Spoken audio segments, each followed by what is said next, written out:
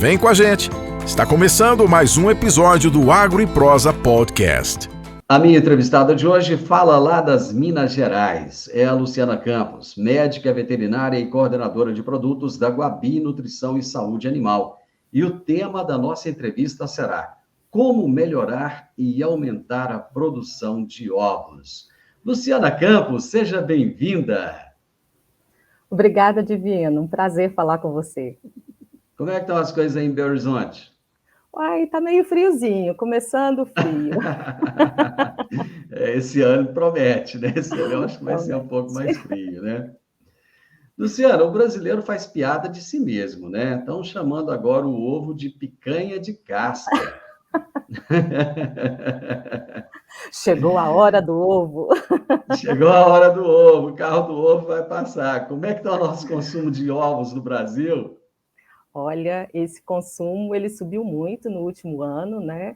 Depois que quebrou essa de que o ovo fazia mal, aquele estigma que tinha, né? No último ano Do chegou colesterol, um bom consumo. né? Exato.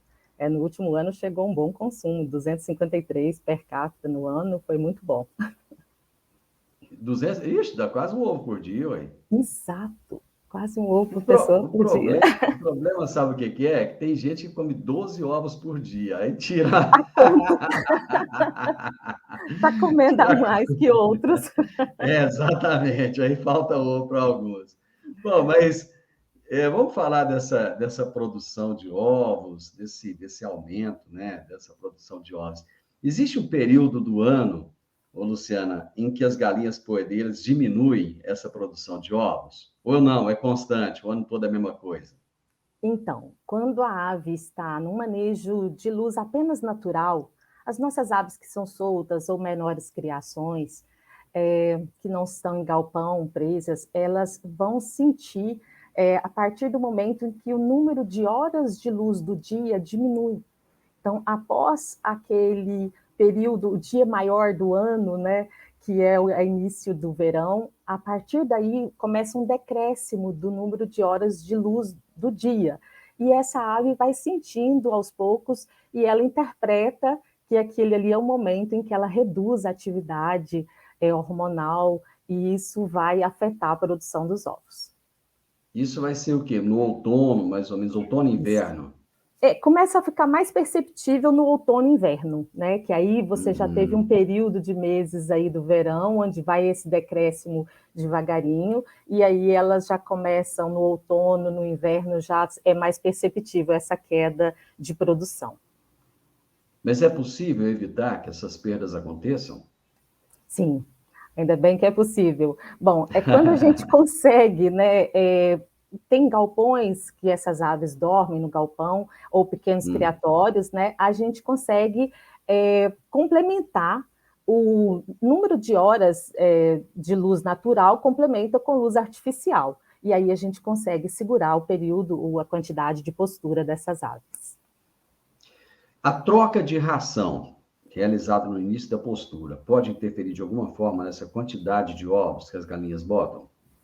Bom, se essa ave está com o peso adequado, vamos começar que ela esteja iniciando a postura dela, iniciando o período de postura. Se ela está com o peso adequado da linhagem, se essa ração está equilibrada, balanceada nutricionalmente para isso, para esse período específico, e você tem um manejo de luz, você não vai ter queda. Mais associado não à questão da ração, e sim à luminosidade, ao período de luz natural que ela tem nesse período do ano.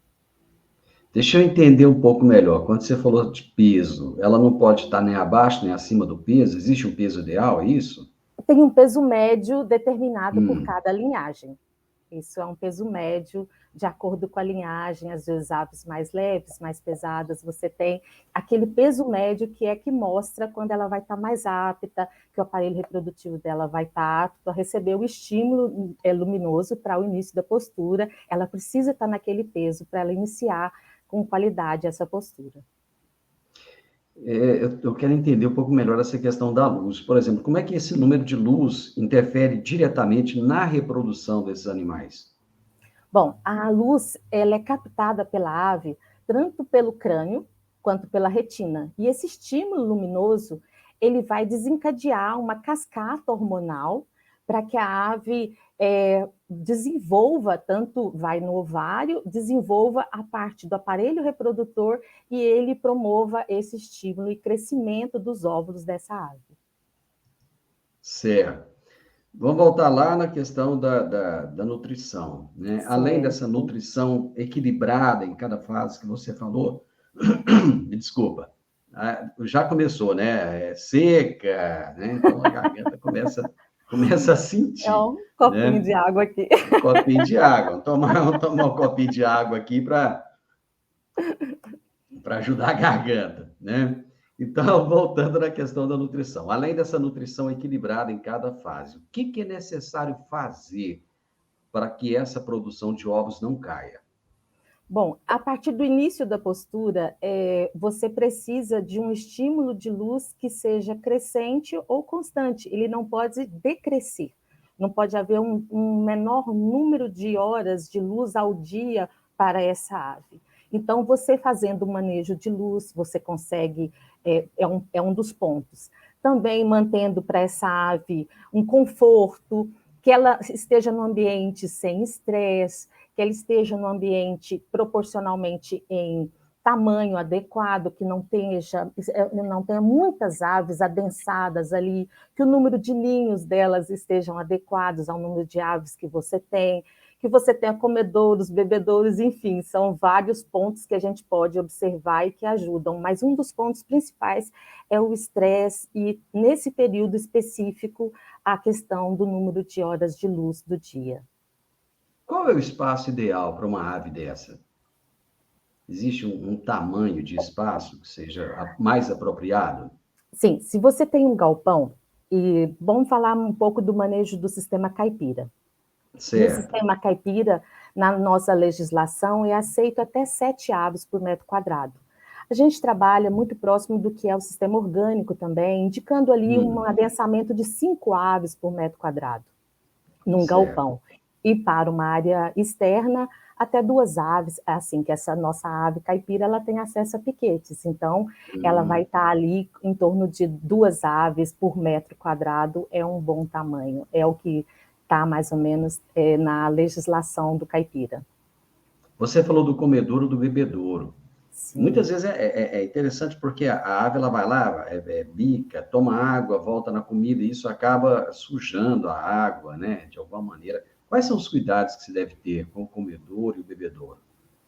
Além da quantidade, né, pelo número de aves, você ter ele sempre limpo, né, sempre limpo, tanto o bebedouro quanto o comedouro, fazer uma limpeza diária do comedouro, do bebedouro dela também, para que ela tenha sempre água de boa qualidade. É primordial, porque as aves, normalmente, elas consomem proporcional à ração, que vai dar essa nutrição, que vai nutrir adequadamente essa ave, 2 vezes a 2,5 vezes em quantidade da ração, ela consome de água.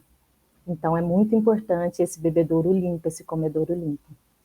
É necessário ter um piso específico para que ela possa pisar, para que traga mais conforto, ou não? Qualquer piso que tiver lá, para ela está ótimo. Não, se ela estivesse na natureza, ela estaria pisando num ambiente um pouco mais macio e variado, né? Mas quando a gente traz essa ave para um galpão, para um criatório, você precisa proporcionar uma cama que tenha que ter... não seja num ambiente áspero, num ambiente que possa machucar ou provocar calosidades nas patas.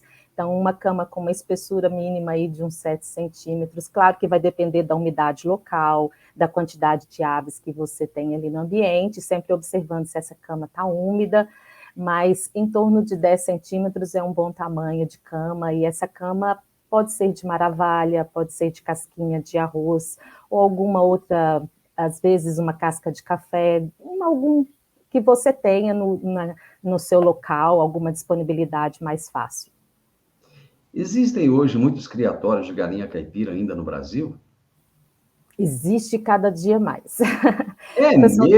É mesmo, as pessoas estão assim muito ligadas nesse ovo, né, que de um sistema mais natural, uma criação que vai estar livre de antibióticos, então isso tem sido algo que tem caído no senso das pessoas, as pessoas procurando cada vez mais saúde, isso daí acaba proporcionando às pessoas oportunidade de criação, e tem sido Pois é. crescente. Mas com esses criatórios cada vez mais crescentes, um momento como esse agora, da gripe aviária, não fica preocupante, não? Porque o Sim. controle, muitas vezes, ele não é tão grande como numa criação comercial. Sim, isso é uma verdade. É preocupante para todos nós, desde que a gente que tem aves em quintal até que você tenha criatórios. Tanto que já tem uma normativa para que você feche essas aves no galpão e tele, isolando da entrada de pássaros, para que isso possa proporcionar aí um mínimo de biosseguridade, além de também, quando você for manusear ou entrar no galpão, você está sempre lavando as mãos, você colocar uma cal na entrada desse criatório, não permitir visita das pessoas.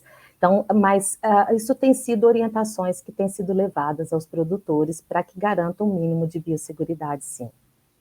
Eu acho muito difícil acontecer isso num sítio, por exemplo, onde a pessoa tem lá Sim, 50 aves, né? sim, Se elas ele vão estar tem, mais... lógico, se ele tem um criatório ali e tal, uma coisa que ele vive daquilo, eu acho que até ele tem esses cuidados mais rigorosos. Mas, assim, para quem tem ali uma criaçãozinha e tal, eu acho meio complicado, viu? Essa ave vai estar mais sujeita, sim. Isso é uma segurança da pessoa, inclusive não manipular. Quando vê uma ave morta, não pegar nessa ave, a gente vai estar sujeito a isso. Em casa mesmo, a gente também é produtor e as nossas aves são soltas. A gente está tentando fazer um galpão meio rápido e ter lá esse galpão de fora a fora, para trazer pelo menos as aves para dormir e, caso aconteça alguma coisa por perto, a gente fechar essas aves. Quantas aves você tem lá no seu criatório? Olha, eu vou falar para você que a gente não está É, tendo muito controle, porque tem Angola, tem um é. punhado de aves, mas são mais de Ixi! 300 aves em casa. Ai, meu Deus do céu. Bom, já que você tem esse tanto de aves, deixa eu fazer uma outra pergunta aqui, em relação à luz. A luz artificial, ela tem o mesmo efeito que a luz natural para as aves ou não? Tem, desde que você permita uma intensidade próxima, né, da luz natural, isso aí é determinado em lux, você precisa fornecer a ela a intensidade e a quantidade, né, ela complementa bem o número de horas da luz artificial em proporção à luz natural. Existe um momento ideal para que esse programa de iluminação seja implementado, Luciana? Sim, assim que começa essa observação desse decréscimo de horas de luz do dia. Como eu comentei, quando a ave inicia a postura, a partir do momento que ela está em postura, não pode haver uma diminuição do número de horas de luz do dia, sob pena de ela diminuir a produção de ovos. Então, a partir do momento que você começa janeiro, você já tem um pequeno decréscimo, aí você já começa. Se isso, na verdade, se você está mais longe da linha do Equador, é mais perceptível. Isso acontece, você percebe mais o número de horas decrescendo, menor número do dia mesmo, horas de luz do dia. E aí você já, a partir de janeiro, fevereiro, já é indicado estar colocando o manejo de luz para essas aves, para não permitir aí que haja um decréscimo ao longo desse período maior. Isso vai de janeiro até quando, mais ou menos? Janeiro até junho, e junho começa, aí você tem o menor dia do ano, né, que é os solstícios Uhum. de inverno, e a partir daí você começa a ter um período mais crescente, mas ainda menor horas de luz do que, vamos dizer, no verão, que estava, vamos colocar, com 13 horas e meia de luz do dia, você tem ali 10 horas e meia, dependendo do local que você está. Voltando lá no início da nossa prosa, você falou que está mais frio aí em Belo Horizonte, aí em Minas Gerais, né? A temperatura, ela interfere também? Porque quando as aves são pequenininhas, né, são os pintinhos, aí você tem que colocar não só a iluminação, mas tem que colocar uma temperatura controlada ali, né, mais calor. No caso dessas aves adultas, existe a mesma preocupação ou não?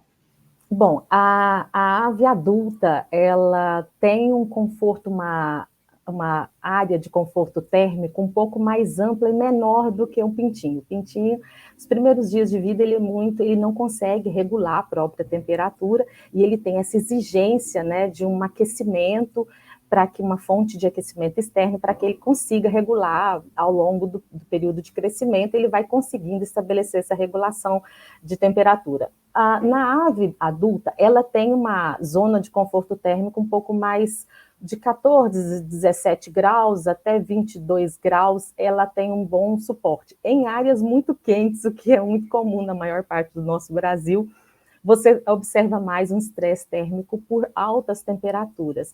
Mas por baixas temperaturas, às vezes nós temos noites muito frias, e se você não tem um galpão que você fecha a cortina e promova ali um ambiente que às vezes vai ter uma ventilação, isso pode sim, se você tiver uma área muito fria, você pode sim afetar a produção dessa ave. Ela vai gastar energia tanto para perder temperatura quando em altas temperaturas, quanto ela vai gastar energia para se aquecer quando em baixas temperaturas. Luciana, aqui a gente fala para todo mundo, são pessoas do agro, são pessoas que se interessam pelo agro, são pessoas curiosas do agro, são pessoas que criticam o agro, todo mundo tá ligado com a gente aqui, né? E hoje fala-se muito do bem-estar animal, que é algo muito bom, né? Maravilhoso o bem-estar animal, mas tem pessoas que acham que as galinhas sofrem para botar os ovos e que o ser humano causa mais sofrimento ainda quando vai lá e rouba esses ovos das galinhas. É um sofrimento isso? É um jeito de causar um mal-estar animal?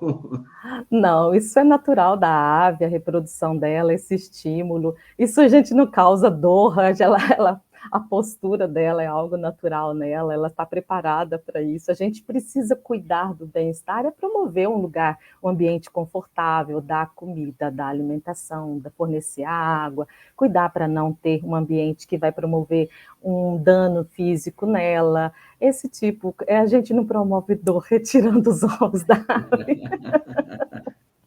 Eu já sabia disso, mas como tem muita gente que não sabe, né? Então, eu acho que é importante perguntar. E você falou que está aumentando cada vez mais os criatórios de aves soltas, né? de aves caipiras. Então, estão aumentando os números de produtores, né? Os produtores de ovos, no geral, eles contam com essas informações sobre a importância do período de luz adequado também na recria e também dessas questões do bem-estar. Hoje, você tem informação em veículos, você tem informação na internet, você tem informação dos técnicos, mas tem pessoas que realmente, às vezes, está iniciando um criatório, são pequenos criadores, às vezes até mesmo esse criador de quintal ou de pequenos sítios, que ele não tem essa informação da necessidade do quão isso é importante, esse manejo de luz para as diversas fases de idade da ave. Deixa eu voltar de novo aqui na questão da ração. Existe um período certo para introduzir a ração de postura? Existe. Quando essa Existe? ave... Existe! Para você iniciar o período em que ela inicia a postura, quando você tem mais ou menos 5% desse lote em postura, é o período para você fazer a transição para essa ração de postura. E quais são os principais componentes que devem estar presentes nessa ração de postura, para que as aves possam dar o seu melhor rendimento? Bom, a gente precisa aqui, você ter minerais bem equilibrados, a proteína equilibrada, a energia também adequada para essa fase, e você tem alguns aditivos que a gente utiliza, tem aditivos naturais hoje que proporcionam saúde e melhor aproveitamento desse nutriente, desse ingrediente que você está colocando ali na ração. Que aditivos são esses? A gente usa probióticos, prebióticos, para que possa promover saúde intestinal. Os minerais mesmo a gente utiliza na Guabi de forma orgânica, então os microminerais são orgânicos, então tudo isso vai promover saúde intestinal e melhora para a produtividade dessa ave. Lá vou eu fazer outra pergunta polêmica de novo. Mas é importante a gente perguntar essas coisas. Tem muita gente que fala assim, porque dá um hormônio para essas galinhas, principalmente, né, os frangos aí de corte, né? O pessoal dá um hormônio, isso faz mal para a saúde. Aí esses prebióticos, probióticos, tudo isso que você falou aí, isso não faz mal para a saúde humana? Não, são inclusive alguns também são utilizados por nós humanos, probióticos, Ah, meu Deus prebióticos, do para a céu, nossa não saúde sabia. intestinal. Ah, tá. São mais ou menos a mesma linha e alguns até vêm da mesma fonte. Luciana, minha esposa, quando vai comprar ovos, ela gosta de comprar aqueles da. Ela não gosta do da casca branca. Ela gosta Certo. daquele da casca. Que cor que é aquela? Marrom? Marrom avermelhado, né? É, Às marrom vezes um tom avermelhado. rosinha, assim, azul, verde. Mas ela vai, acho que não, é mais ou menos marrom. E uma coisa que ela sempre comenta é da tal da cor da gema, né? Então, Isso. quando a gema está muito clara, ela, esse ovo aqui, não sei o quê, reclama, tá? Ela gosta daquela gema bem amarela. Como é que faz para ter uma gema mais amarelada? É possível manipular isso ou é natural? Quando você tem essa ave, dá a ela acesso a uma alimentação, onde ela tem acesso a verde, ao capim, isso já é natural. Na ave que está solta, ela já tem isso. Quando você prende essa ave, você precisa acrescentar aí os pigmentantes que são carotenoides, que vão dar essa pigmentação da gema, tornando essa gema mais amarelinha, e esses pigmentos, esses carotenoides, inclusive, fazem também muito bem a nossa saúde, da nossa visão, né?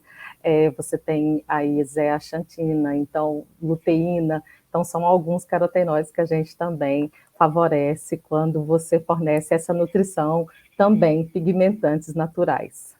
Para ninguém ficar preocupado com o nome carotenoide, tem isso na cenoura, né? Não tem na cenoura? Tem isso na cenoura, sim. A nossa vitamina A, antes de ela ser vitamina A, ela é um beta-caroteno que vem na cenoura, na abóbora. É por isso que a mãe da gente falava quando a gente era criança, ó, come cenoura que faz bem para a vista, né? E a gente não Ela entendia tinha isso, né? razão. Ela tinha razão. A nutrição adequada, ela deve ser acompanhada de um bom manejo. Sempre, sempre um bom manejo. Nós falamos muito aqui de manejo, de promover uma cama, de conforto ao animal, número de bebedouros. Você também, quando está frio, você abaixa uma cortina do galpão se você tem um criatório, né? O manejo de luz, tudo isso faz parte de um manejo adequado para promover aí bem-estar e produtividade, buscando também produtividade para essas aves. Com o preço do frango tão baixo, vale a pena criar galinha em casa? E o preço Olha, do ovo também, eu acho que não está caro, não, né? Assim, eu não não, sei como acho é que que ele está o está preço do ovo, não. adequado. Aham. Ele está adequado, deve estar em torno de 1,25, depende do mercado, né? Um e vinte e cinco Uhum. por ovo, isso aí depende um pouco do mercado. Vale a pena, o pessoal gosta dessa atividade e tem conseguido valorização. Claro que alguns mais, outros menos, mas a valorização desse produto mais natural, ele tem sido algo que o consumidor tem dado valor a esse produto. Então, nós temos conseguido. Sabe, uma coisa que eu penso, e eu não sei, posso estar errado, eu acho que muita gente cria a galinha caipira e quer ter os ovos ali, não é nem por questões financeiras, é porque isso traz uma satisfação. Isso é uma Acontece verdade. isso? Acontece, acontece. E a gente gosta, né? Quem criou, quem foi criado ou teve uma referência, a gente gosta de alimentar essa ave e também saber aquilo que está consumindo, né? É um prazer você estar ali alimentando a ave, vendo aquela ave saudável, e você colher um ovo, ir lá e fazer um bolo, um pão de queijo. Isso é um E você prazer, sabe, sim. e você sabe que tem gente que depois pega amor nessa ave e se tiver que abater, não abate de jeito nenhum, né? Dá Não. até nome. Diz que quando dá nome, aí pronto, Aí aí fechou. danou-se. Quando dá nome, aí apaixonou. Vira membro da família. Não Quanto tempo que uma ave dessa vive, normalmente? Olha, uma ave, eu já vi referência de ave sendo até de 8, 9 anos essa ave, e ela já parou de produzir, porque ela vai produzir apenas até 2 anos e pouco, Uhum, mas a pessoa tomou amor e virou um membro da família ali. uhum. Muito bem, é a Giselda, né? Tem gente que dá nome de Giselda para galinha. É comum, Giselda é comum. Ô, Luciana, só para a gente finalizar, deixa uma dica aí para o pessoal que está pensando em começar uma pequena criação, o que ele pode fazer para ele melhorar os resultados, principalmente na postura de ovos. Bom, além de estudar um pouco o mercado, como você falou, saber se aquele mercado, buscar onde ele vai vender, como ele vai colocar o produto que ele vai produzir, ele ter sempre um bom manejo, um cuidado, manejo, conhecer a parte de biosseguridade, de vacinas, de manejo de vermifugação. Então, ele procurar se informar primeiramente, porque não é só você chegar, comprar as aves e colocar no seu quintal ou no seu criatório. Você tem técnicas aí, é o nosso, vamos dizer, um dos nossos sistemas de produção mais eficientes e mais evoluídos em técnicas que o Brasil dá show. Então, procurar saber um pouco como é que cria essa ave, como é que você recria, quais são as necessidades em cada etapa da criação e fornecer uma alimentação adequada, também respeitando a necessidade dessa ave em cada etapa da criação. Gostei demais da conta de conversar com você. Obrigado, viu? Foi um prazer, Divina. Estamos à disposição. Obrigado. Eu que agradeço. Conversei com a Luciana Campos, médica veterinária, coordenadora de produtos da Guabi Nutrição e Saúde Animal. Ô, prosa boa, viu? Prosa alegre, né? Falar de galinha caipira, foi bom demais da conta. E ela explicou para a gente como melhorar e aumentar a produção de ovos. Você gostou dessa prosa também? Então deixa um gostei para mim, deixa um like, deixa um comentário, compartilhe com outras pessoas que gostam de aves também, né? E que querem começar uma criaçãozinha aí no fundo do quintal. E se inscreva nesse canal. Um grande abraço para você e até a nossa próxima prosa. Tchau, tchau.